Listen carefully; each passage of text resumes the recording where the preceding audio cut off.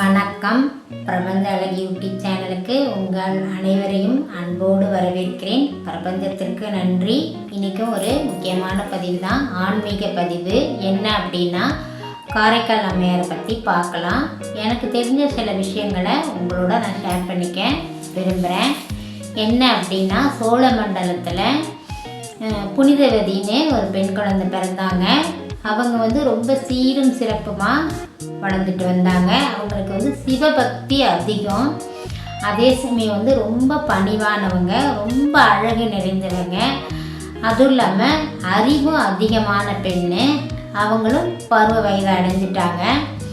அவங்கள எல்லாருக்குமே பிடிக்கும். ஏன்னா அவங்க எப்போதுமே சிவ சிந்தனையோடு இருக்கிறதுனால பேசுகிற பேச்சும் நடந்துக்கிற முறையும் ரொம்ப தெளிவாக இருந்தது. அதனால் அந்த பொண்ணை கல்யாணம் பண்ணிக்க எல்லாரும் நீ நான் போட்டி போட்டு வந்தாங்க.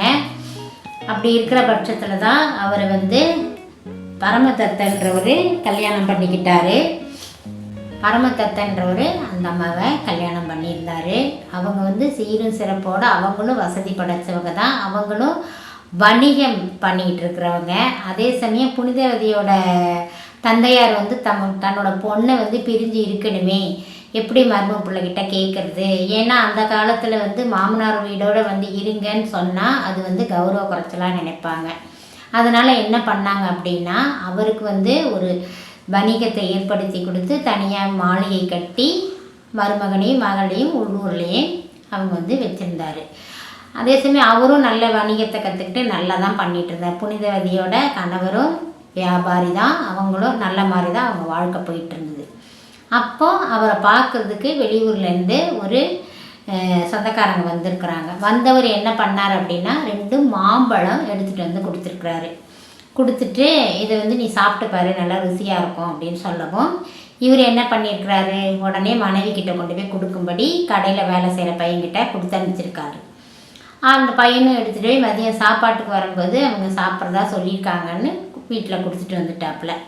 அப்போ புனிதவதி சமைச்சிட்டே இருந்திருக்கிறாங்க. அப்போ ஒரு சிவனடியார் வாசலில் நின்று அம்மா தாயின்னு கூப்பிட்டுருக்காங்க.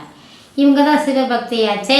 உடனே கடகடான்னு என்ன அதுன்னு போய் பார்க்கும்போது வாசலில் சிவனடியார் நின்றுட்டு இருந்திருக்காரு. அப்போ இவங்க என்ன பண்ணிடுறாங்க, டக்குன்னு இந்த சாதம் வடிச்சிருந்தாங்க இல்லையா, எனக்கு யார் பார்க்குறதுக்கு எனக்கு இந்த பெண் உருவம் இது வேண்டவே வேண்டாம், எனக்கு பேய் உருவம் கொடுங்க, எனக்கு அகோரமான உருவம் கொடுங்க அப்படின்னு சொல்லிட்டு சிவன்கிட்ட வேண்டியிருக்காங்க. உடனே இவங்களுக்கு என்ன ஆயிடுச்சு, சதை எல்லாமே அப்படியே விழுந்துருச்சு.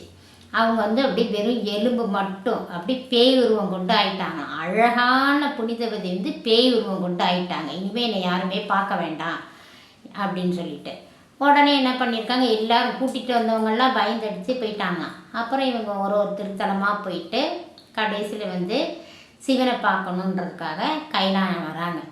வரும்போது என்ன அப்படின்னா, அவங்களுக்கு உடம்புல ஒன்றுமே இல்லை, வெறும் எலும்பு கூடு மாதிரி இருக்குது, பேய் உருவமாக இருக்குது. அவங்க ரொம்ப தேஞ்சு நலிஞ்சு போயிட்டாங்க. அவங்களால நடக்கவே முடியல. அங்கே வரவும் இவங்க நினச்சிருக்காங்க, இது நம்ம அப்பனை இருக்கிற இடமாச்சே, நம்ம எப்படி இது காலால் நடந்து போகிறது அப்படின்னு சொல்லிட்டு தலையை கீழே வச்சுட்டு கையால் அப்பனை பார்க்கணுமே, அப்பனே சிவனே அப்படின்னு சொல்லியிருக்காங்க. உடனே பார்வதி தேவி சொல்லியிருக்காங்க, யாருங்க இப்படி பேய் உருவம் கொண்டு தலைகீழ நடந்து வராங்களே அப்படின்ட்டு. உடனே சிவபெருமான் என்ன பண்ணியிருக்கிறாரு, வந்தோடனே இவங்க அப்பனேன்னு சிவனை கூப்பிட்டுருக்காங்க. சிவன் இது அம்மையே அப்படின்னு சொல்லி அழைச்சி அப்புறம் சிவனை அம்மா பார்த்துட்டாங்க. பார்த்துட்டு உனக்கு என்ன வர வேணும் அப்படின்னு சிவன் கேட்டிருக்காரு. எனக்கு பிறவாத வர வேணும், அப்படியே பிறந்தாலும் உன்னை மறவாத வர வேணும் அப்படின்ட்டுருக்காங்க. சரின்னு சொல்லிட்டு அந்த வரத்தை கொடுத்துட்டாராம்.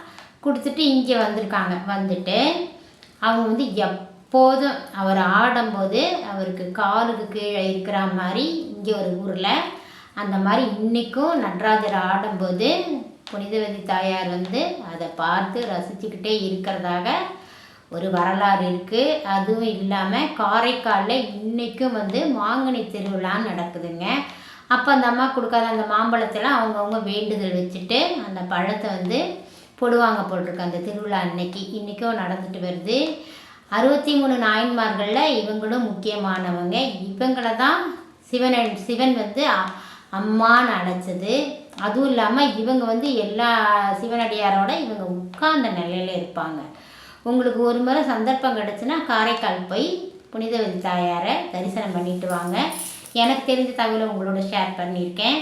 நன்றி, வணக்கம். எங்கள் சேனலை சப்ஸ்கிரைப் பண்ணுங்கள், ஷேர் பண்ணுங்கள், கமெண்ட் பண்ணுங்கள். நன்றி.